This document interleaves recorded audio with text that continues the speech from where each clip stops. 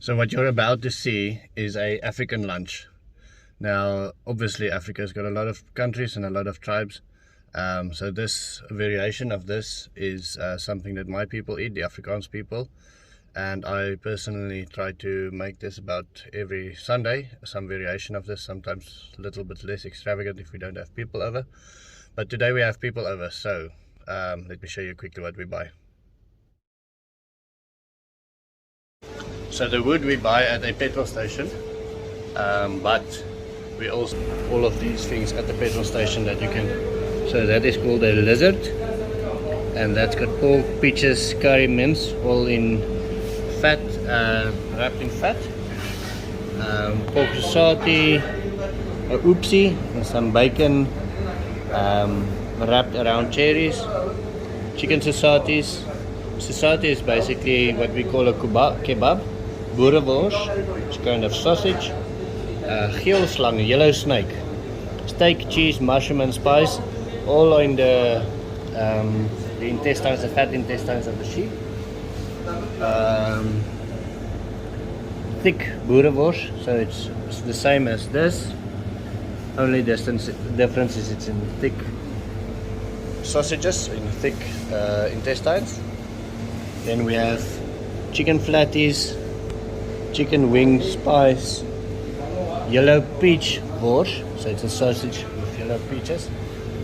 Braai combo. Now, obviously, the prices you see is not in US dollars, it's in Namibian dollars, which is a lot cheaper. Then this is some jalapeno and cheese sausage, rump society, pork, feta, onion, kebabs, bacon, sausages, some cheese wors, zebra slang, the steak, cheese, pepper dews and sweet chili marinara in the fat intestine. Glipsie, the glipsie is a chicken wrapped in bacon. Vleermuis, which is a bat, spiced in marinade and liver piece, spiced marinade and chicken pieces. I'm looking for the specific one that I like.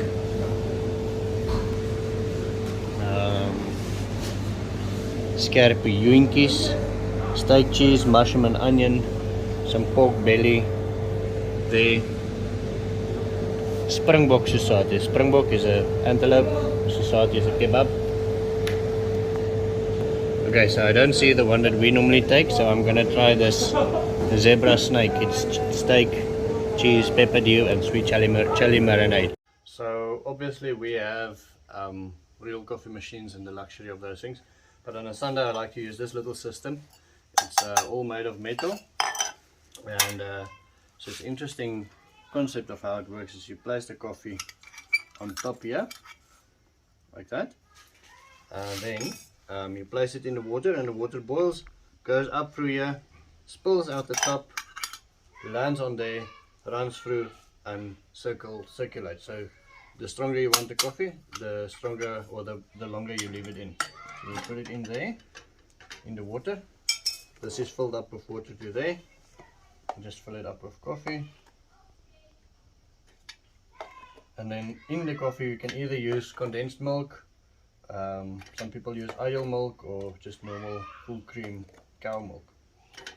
And so this tastes like holiday, tastes like a Sunday if you do it right. So you add that on top, add this little thingy. So now it will start bubbling, the water will spill out here, land on this thing, it will go through the coffee, and then it will make it stop.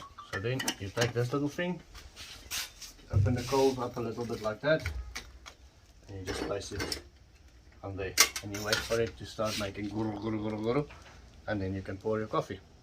So now the kettle has been on for about 15 minutes. Come listen to what it sounds like. I hope you can hear that. Let me open it quickly and you can see the process in action. So you see the water popping out there on top. Okay, so now it's been going there for about 15 to 20 minutes. Just want to use this to hold it on there. Oh, sorry. kan later daai vir jou oopmaak. Traag. Eet jy so goed? Yeah, I'll do this once now. So we used ideal milk for another recipe, otherwise I wouldn't have used it. I would have used full cream milk, but that is it. And then onto that you can add sugar, or anything that you like. So currently this is what's going on. We decided to play cards on that side and cook on this side, and we're not gonna sit down and eat. All the children are playing outside, and so we're gonna split the fire into two, and this is what we are currently gonna put on the zebra snake. Obviously we don't eat snake, that's just what we call this. And this is the boerewors. So we put it on the coal side of the fire like this, and then on the frying pan side we actually made that with an old farming implement. So let me just some butter on there. We move some of the fire below that, and then on that I processed some sheep yesterday and I sliced it very thin to give it a bacon feeling. I want to see if I cannot replace bacon with sheep, something like that.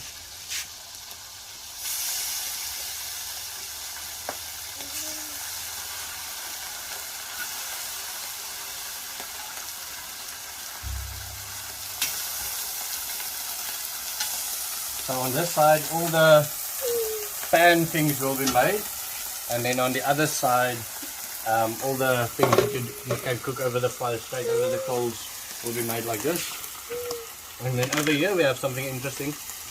This is a giant mushroom that grows in Namibia. So we cut it up. It comes in the rain time. Obviously it's winter for us now, and so it's frozen, and we just put that on the fire and it will go to the middle and we make it nice and crispy. I'll show you in about 15 minutes what it looks like then. So now this is the final stages of making the food and preparing it and dishing it up. So the last thing you want to do is you want to put up the eggs while we wait for that butter to melt. Let's start dishing up on this side. So I'm going to use my hands quickly to use a little sheep there. Some of this guy. Actually, let me just get a fork, or let me use this tool quickly. So this is that zebra snake that we spoke about. And take some of that. So in here there's steak, pepper dews, etc. Take 2 of those. Let's see, the butter has melted. Let's put the eggs in.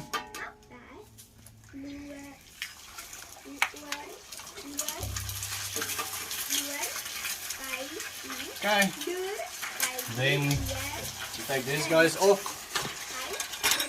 and so there we go. Be a bit more careful. Add one of them there. A little bit of baked beans. This side. Add some of that omajova, which is a giant mushroom. Now these, I don't think you get these in South Africa, but you get them in Namibia. Add that there, and then final touches. I messed up these eggs. Let me add the eggs quickly.